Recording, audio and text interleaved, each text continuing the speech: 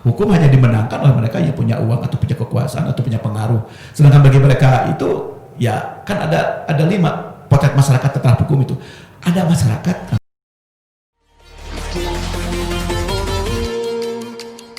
Parmusi, persembahan Parmusi Jawa Barat. Sahabat Madania, kali ini kita masuk ke season 2 bersama Profesor Dr. Asep Warlan Yusul untuk kembali berbincang ringan tentang sesuatu yang menarik. Prof, melanjutkan yang tadi sedikit tentang fungsi hukum, bisa dijelaskan? Jadi ketika kita melihat fakta kesulitan hidup masyarakat, ketidakpastian hukum, ketidakadilan, hukum diinjak-injak oleh kekuasaan, hukum diinjak-injak oleh aparatur hukum itu sendiri. Apakah bisa hukum sekarang berbuat sesuatu begitu ya? Memang ajaran hukum kita memang banyak. Satu di antaranya hemat saya adalah hukum sebagai sarana pembangunan, hukum sebagai sarana pembaharuan, hukum sebagai alat untuk rekayasa masyarakat. Itu ajarannya banyak gitu ya, teori-teori yang menggunakan itu. Nah, jadi hemat saya ada 3 hemat yang pokok dalam membangun ini. Ini saya merujuk pada pendapatnya Lawrence Friedman gitu tentang legal system gitu ya.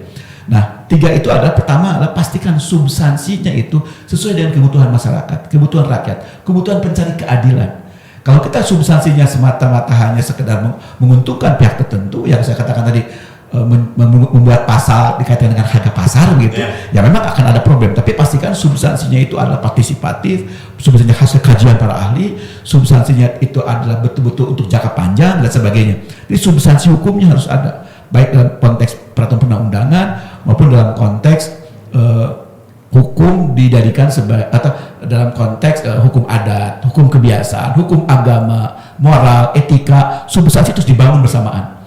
Yang kedua adalah struktur hukum, strukturnya kelembagaan, pengadilan, perangkat sumber daya manusia gitu ya. Memang hukum harus memperbaiki mereka. Ketegas betul ketika ada aparatur bermain hukum. Nah, jangan main mata atau pakewu atau mendahulukan korps gitu ya. Ya tegas betul. Jadi tidak bisa ada toleransi bagi aparat hukum, penegak hukum yang bermain-main dengan hukum, yang menginjak rasa keadilan. Ketegasan itu, maka dibangunlah struktur hukum, ada pengadilan, ada SDM, ada keuangan, ada macam-macam itu sebagai bagian dari upaya kita membangun hukum supaya dia berfungsi. Yang ketiga adalah adanya budaya hukum. Nah, budaya hukum itu adalah bagaimana masyarakat melihat hukum sebagai sebuah sarana untuk kebaikan, sarana untuk kedamaian, sarana untuk keteraturan dan ketertiban. Nah, itulah ketiga aspek tadi dalam sebuah sistem hukum harus terbangun dengan baik, substansinya, strukturnya, dan budaya hukumnya. Memang harus satu paket begitu membangun itu. Gitu ya? Harus sinkron. Nah, siapa yang bertanggung jawab di dalam konteks ini? Hemat saya pendidikan hukum. Mereka kan user, mereka pengguna di pemerintah membuat undang-undang kan pengguna, DPR presiden pengguna, Perda pengguna adalah DPR. Nah, pendidikan hukum ini harus mengajarkan ke sana, mengajarkan tentang kualitas pengetahuan substansinya gitu, otaknya datang gitu, juga perasaannya, hatinya. Jadi orang hukum itu tidak boleh hanya mengajarkan substansi materi hukum itu, tapi juga membangun keyakinan, perasaan, pemikiran yang memang adil itu kudu aya gitu. Harus dihadirkan ke masyarakat, harus dirasakan oleh masyarakat gitu.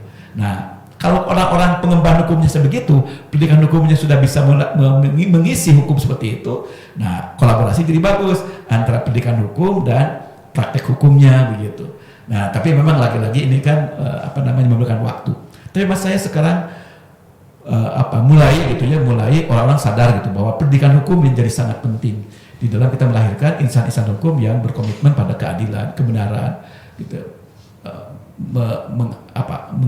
membawa masyarakat dari keterpurukan menjadi kemakmuran. Hal-hal gitu memang menjadi peran juga dalam pendidikan hukum gitu.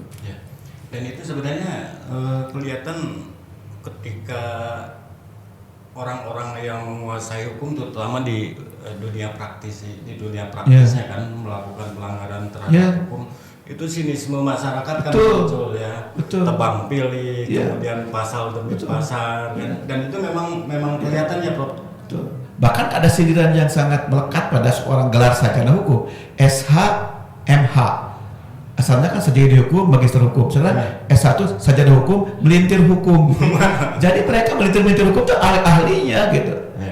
dibuat dipilih pokoknya sesuai dengan kepentingannya, baru itulah. Jadi hukum itu seolah ada dua saku gitu ya. Nah itu hemat saya, menjadi keadilan, kepastian, kemanfaatan jadi berkurang karena diselenggarakan oleh orang yang tidak bermoral, orang-orang yang sangat mendambakan materi gitu ya, sangat mendewakan kekuasaan gitu ya. Ya hukum jadi begitu, potret di masyarakat jadi sangat buruk hukum kita ini begitu. Hukum hanya dimenangkan oleh mereka yang punya uang atau punya kekuasaan atau punya pengaruh. Sedangkan bagi mereka itu ya kan ada 5 potret masyarakat tentang hukum itu. Ada masyarakat Kang Jan yang tidak tahu haknya dilanggar. Tidak tahu haknya dilanggar. Sampai ada begitu. Yang kedua ada masyarakat yang tahu haknya dilanggar tapi tidak punya pengetahuan tentang bagaimana memperjuangkan haknya tadi. Tidak tahu bagaimana memperjuangkan hak saya. Yang ketiga, tahu hukum dilanggar, dia tahu memperjuangkannya, tapi tidak punya kemampuan untuk memperjuangkan haknya. Tidak punya uang, tidak punya kelembagaan, tidak punya organisasi yang bisa membantu. Mereka tidak punya daya.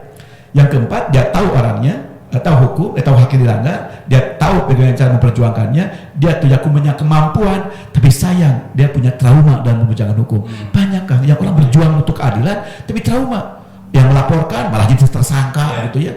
Orang yang jahat malah pegang aparatur hukum untuk mereka yang untuk menindas mereka yang melaporkan atau mereka yang menjadi lawan sengketa atau lawan konfliknya gitu. Kayak gitu ya. Jadi buruk, trauma. Akhirnya mereka tidak mau memperjuangkan haknya tadi. Yang kelima ada sistemnya memang buruk kita untuk memperjuangkan hak masyarakat. Sistem kita memang tidak memberi tempat, tidak memberi jalan yang terbaik untuk mereka berjuang untuk melawan haknya. Karena ditindas, diintimidasi, kayak gitu. Dan kadang-kadang segala maaf menggunakan aparat gitu. Untuk hal demikian, sistem kita memang buruk untuk menyediakan sarana untuk mencapai keadilan tadi begitu. Nah itu cukup menarik. Tadi selain sistem itu tadi ada kategorisasi masyarakat di dalam konteks hukum. Ada yang tidak tahu, masyarakat karena ketidaktahuannya, ketidakberdayaannya, ketidakmampuannya dan sebagainya. Nah itu untuk penguatan masyarakat dalam konteks hukum sehingga punya keberanian, sehingga hukum-hukum yang disalahmanfaatkan bisa diperbaiki, itu kira-kira mesti bagaimana, Prof? Secara teoretik ada 3, secara konsep ada 3 bagaimana cara meningkatkan itu. Partisipasi masyarakat atau sebagai insan hukum yang aware, yang punya kepedulian atau yang punya punya keinginan untuk mewujudkan hukum yang berkeadilan. Yang pertama memang harus pendidikan hukum, penyuluhan hukum gitu ya. Pendidikan hukum baik formal maupun informal. Pengetahuan mereka harus ada tentang hukum, tentang apa betul. Kayak di Amerika, anak SD saja sudah tahu haknya, bukan kewajiban. Hak kamu apa? Hak berbicara, hak berpendapat, hak untuk menolak sesuatu yang tidak sesuai dengan hak itu. Sejak SD diajarkan tentang hak. Kalau di kita terbalik ya, kewajiban dulu ya. Baru berikutnya setelah agak remaja baru ditanya kewajibannya. Tapi mereka tahu sejak awal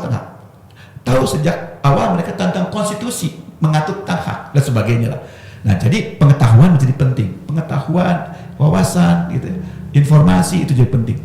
Yang kedua, membangun komitmen dari semua pihak, terutama penyelenggara hukum. Pemerintah gitu ya, aparatur hukum gitu ya, para pendidik gitu. Memang harus punya komitmen yang kuat bahwa kita melahir hukum adalah hukum harus ditegakkan dengan keadilan, dengan kepastian dan kebermanfaatan bagi masyarakatnya. Nah, komitmen ini harus dibangun karena tanpa komitmen, tanpa willingness, kemauan yang kuat, hemat saya hukum menjadi sangat rentan untuk disalahgunakan. Nah, yang ketiga adalah konsekuensi. Kalau hukum direndahkan, hukum diinjak-injak, maka konsekuensinya adalah ketidakpercayaan masyarakat pada pemerintah, pada hukum dan pemerintah. Kalau masyarakat sudah tidak percaya pada pemerintah, pada hukum, pada pengadilan, chaos kan.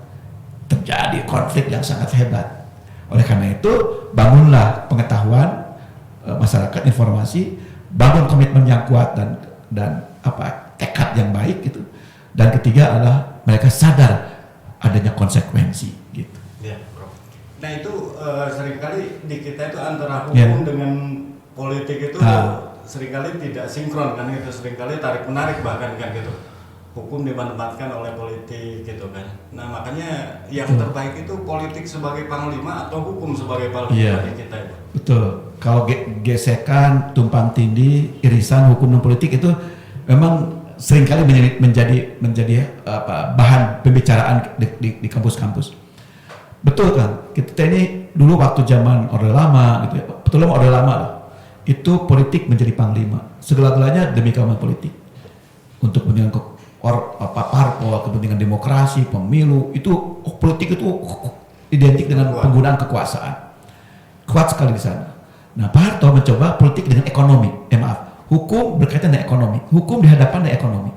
Jadi politik agak mungkin dikurangi intensitasnya, dikurangi dominasinya, tapi ekonomi yang ditonjolkan. Demi kepentingan ekonomi segala boleh dihalalkan. Begitu kira-kira, asal membangun ekonomi.